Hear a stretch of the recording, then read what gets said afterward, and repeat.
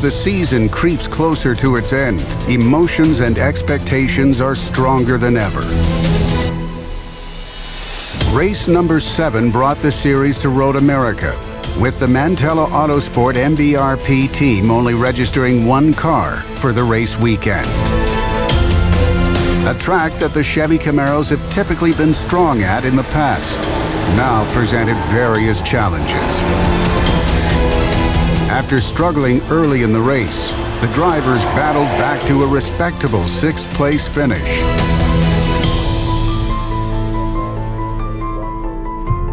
Still waiting on changes to the balance of performance, the team once again heads into the weekend with only the 80 car ready for battle.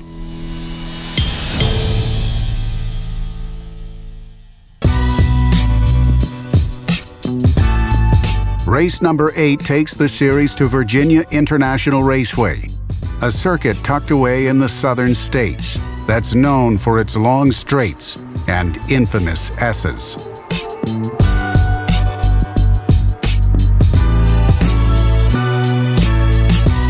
VIR is it's a unique place. There's a little bit of everything here. There's some high-speed straightaways. There's some really low-speed technical corners. It makes for pretty good racing. There's a lot of overtaking opportunity here. You know, we were really hoping coming into Road America that the Camaro would get a BOP change. It didn't happen. I can tell you the Mantella Autosport team, as well as the Stevenson team, I think had a good indication and just a gut feeling that we were going to get it here for VIR. After Road America, it's just clear that we are missing the top speed that we need. We're coming into VIR exactly the way we ended up in Road America. No changes for anybody. We'll see what it brings. The Camaro's just in a straight line. They're not fast. We're really good in braking, really good under acceleration, but overall speed in a straight line, we do not have.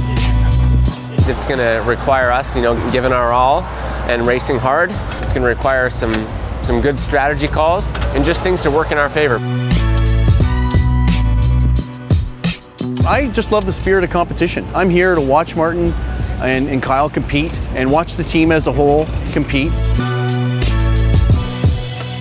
It's really poetry in motion, watching those guys change tires and Andrew make the calls and the car come in right on the marks and see the team develop, especially with all the challenges that we have. I mean, if we have a good result, it'll make it that much sweeter.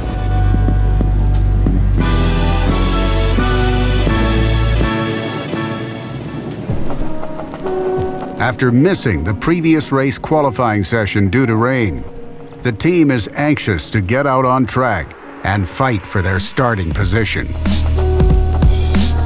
So the important thing with qualifying is to get that lap done right away.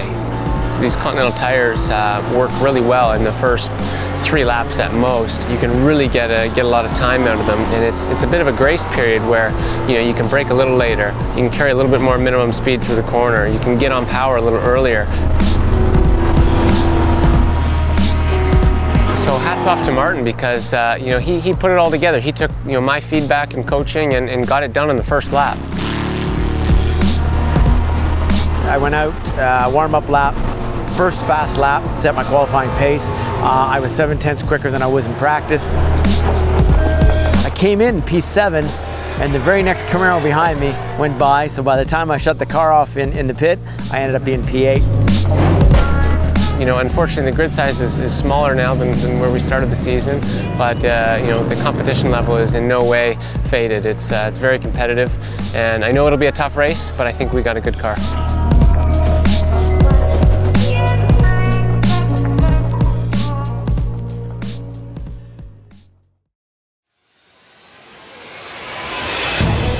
After achieving a strong lap time and with qualifying behind them, the drivers head into the race with their sights set high. My confidence level was high going into the race. All weekend long, our car has been working well. We were set up for a real good finish today, and Kyle and I both were heading into the race very, very confident that this could be our podium finish. The start of the race was nice and clean, heading into P1. And once again, this is probably where I'm struggling most right now in the season, is I gave up 2 positions in the start of the race, going in and coming out and through turn 1. Wasn't really happy with that, but I knew I had a car that I could battle back and grab those positions.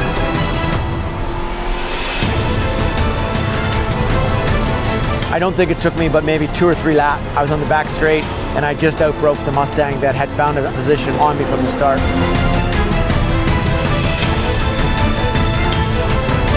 After that, I just put my head down. And within a few laps again, I realized the cars that were right behind me, I put a pretty good margin between us and them.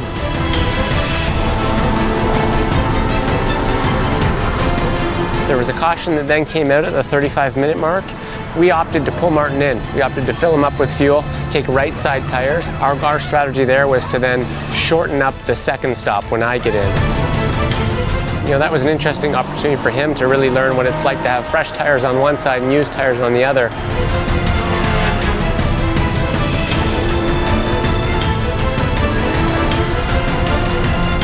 The strategy by just the one side tires really paid off and allowed me to keep lap times up where I needed them to be.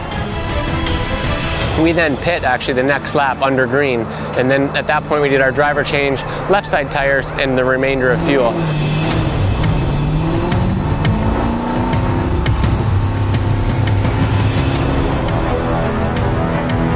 My first stint was again a little bit lonely. As I left the pit, the stop was under green flag racing. We were a minute back from the lead group.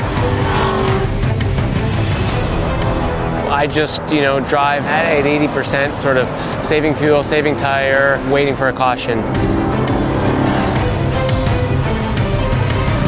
And then we got one, so we're right back in the race. Fortunately, first lap of green flag racing, I got hit in turn 1. It was very uncalled for. It was the first lap on a restart, and the whole field is together. That was frustrating. That put us back about 15 seconds. At that point, we made a call to try to save fuel. We knew that everybody was going to be struggling to make it to the end. And then there just kind of came this threshold point where our engineer, Andrew, crunched some numbers and realized that it's not going to work out. We're going to have to take fuel anyways at some point. We came in, took fuel early, and then I was able to push for the balance of the race. 14 seconds up the road was the Mantella Autosport Camaro. I pushed hard and we closed that gap from 14 to 8 seconds. The white flag came out on the last lap. The 2 leaders that had run an exceptional race, both, I believe, ran out of fuel and did not make it in on the last lap. So ultimately, in P7, fighting for P6, and we ended up getting bumped to a P5 position. I think it's a good result. I think we should be proud of that. Of course, you're always a little bit frustrated when you left something on the table.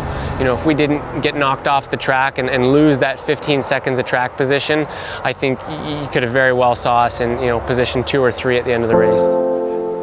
The race at VIR is a reminder of how quickly things can change, with the best plans relying on factors often out of a team's control.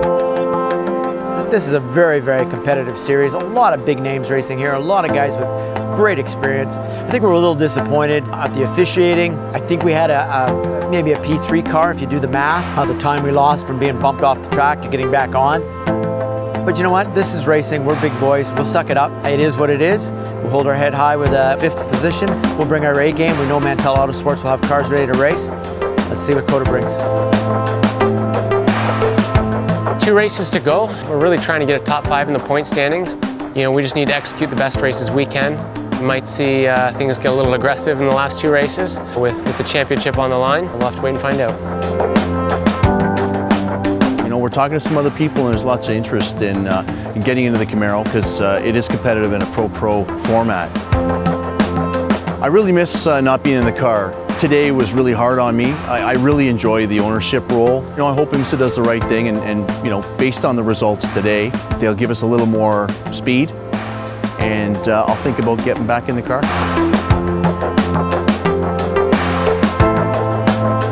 With only 2 races remaining in the season, the clock is left ticking, and hopes are high that both cars will have the chance to compete alongside each other one last time.